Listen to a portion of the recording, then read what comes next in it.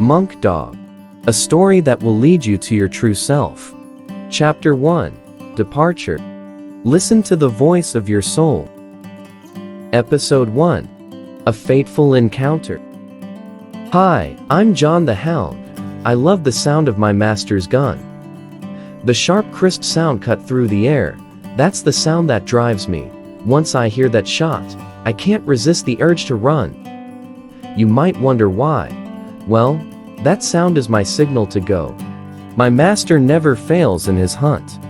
He captures not only big beasts like boars, deers, and bears, but also galloping horses, small foxes, rabbits, and even soaring hawks. As soon as I hear the gunshot, I dash straight toward the injured game, swiftly bring it down, and proudly call out to my master. Then he comes over to me. He is always happy to reward me with lots of yummy jerky and treats. That's the purpose of my life. To see my master's smiles and enjoy the treats he generously gives me. With them, I can face any strong opponent. My master takes great care of me because I lead the pack of 7 dogs. I'm the fastest, the smartest, and above all, the bravest. However, on that day, everything changed. Yes, after that fateful day, I went through a profound transformation. You might be curious about what exactly happened to me. Let me share the story with you, but please, don't be too hasty. On that day, yes, that unforgettable day, I accompanied my master on our usual hunting expedition. It was a beautiful day with a cloudless sky. The sky seemed to stretch on endlessly. Just before entering the forest, my master paused in the field, carefully looking over the woods. Then he narrowed his eyes and held up his gun at the same time. Did he spot our target? My sensors responded. All right, that's my cue. I swiftly prepared myself for the impending chase. I bent down my front legs, relaxed my body, and subtly raised my hindquarters. With power concentrated in my back legs, I firmly gripped the earth with my claws. This preparation makes all the difference between a successful start and a failed one. I noticed the large eagle feather on my master's hat, softly swaying in the breeze. Then I saw the smooth horizontal motion of the gun's barrel as he followed his target. My favorite dry gunshot echoed all around. Swiftly, I outran the other dogs and sprinted towards the direction the gun barrel was pointing. It seemed that the target was a little deeper into the woods, beyond the boundary between the field and the forest. My intuition was telling me that. By the time my legs kicked into high gear, the other dogs could no longer keep up with me. As always, I would be the one rewarded at the end of the day. Running like the wind, I felt a great sense of superiority. I am awesome. After venturing further into the forest, I came to a halt and surveyed my surroundings. And then, I caught a distinct scent of blood. The area was permeated with the smell of blood. As the smell was so strong, the creature must have been seriously injured. I heightened my 5 senses to the highest level and carefully surveyed my surroundings. Suddenly, something red caught my attention at the left edge of my vision. I swiftly turned my gaze towards it and noticed a large blood stain. Without delay, I ran towards it, sniffing the air and cautiously examining the area. There is nothing more dangerous than wounded prey. Through countless encounters with formidable opponents, I have become painfully aware of the fear displayed by the injured adversaries. The crescent moon scar between my eyebrows was the result of a kick from the White Emperor, a white horse renowned as the king of the western forest.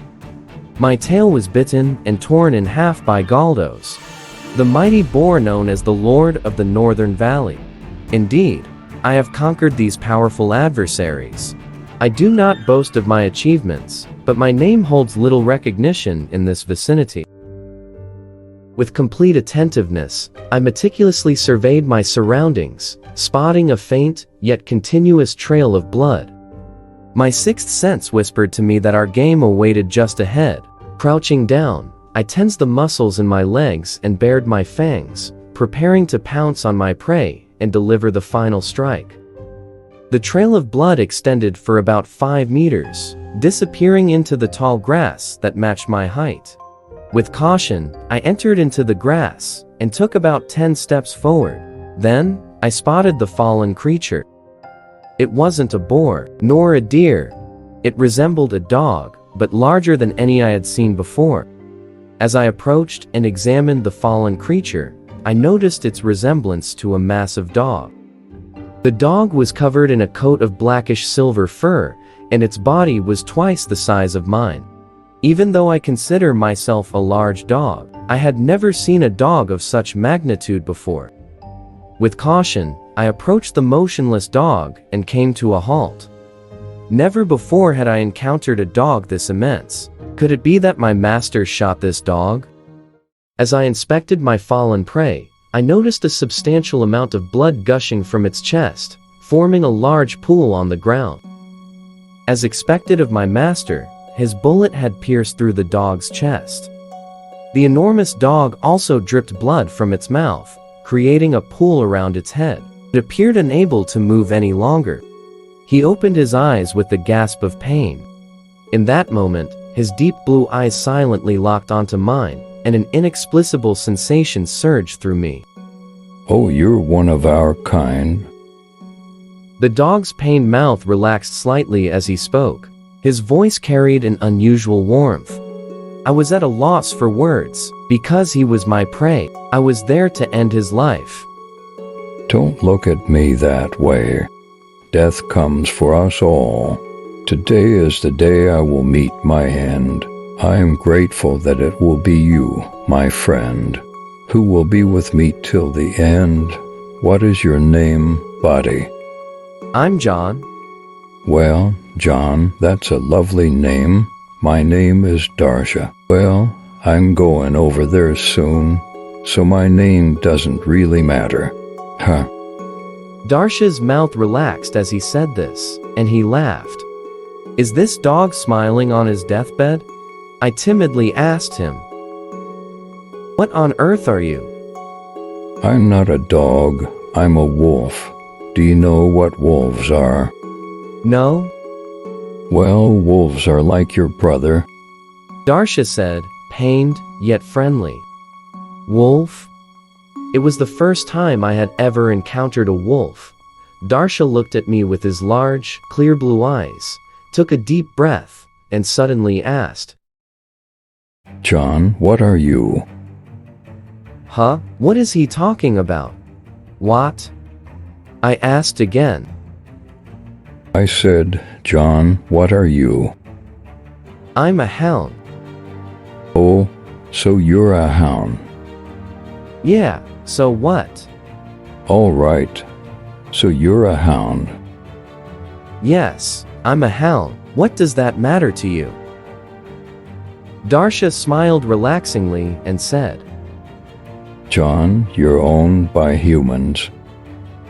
The word owned pricked something deep within me for some reason.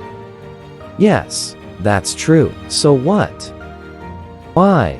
There is an uneasiness in the pit of my stomach. Why is there something unsettling in the pit of my stomach? What's the problem with being owned? I retorted, attempting to conceal my inner turmoil. Why does that matter? Darsha didn't mind my answer and said, My life is almost over. It's fortunate I got to meet you before the end. I'll share something good with you, but the choice is yours, John. What? We weren't born to be owned. Our true essence is freedom. What? We weren't born to be owned? Our nature is freedom? What the heck is he talking about? Darsha continued. John, your duty is to take the life of the prey your master shoots and then carry it back home, isn't it? Yes, that's what hounds do. What's wrong with that? Is that truly who you are? What? What does he mean by that? What does he mean by being truly who I am? But then, I suddenly came to a realization, or perhaps I had always been aware of it. I had been my usual self, simply and unconditionally responding to the sound of the master's gun and starting to run. There were countless cruel acts that had mercilessly taken lives without any doubt or hesitation. The rabbit with despair in its eyes, the stag desperately fighting for survival, and the calm, serene eyes of the White Emperor and Galdos, moments before their deaths, as if they had accepted everything. It felt as if something hidden under a heavy lid, so as not to be noticed, had suddenly been unveiled with an unexpected shock. You were not born to serve or be owned by humans. You were simply born into an environment that happened to be that way. Environment? Yes, and unfortunately, you don't know any other way of life. You know nothing, you are utterly unaware. Therefore, you cannot think for yourself.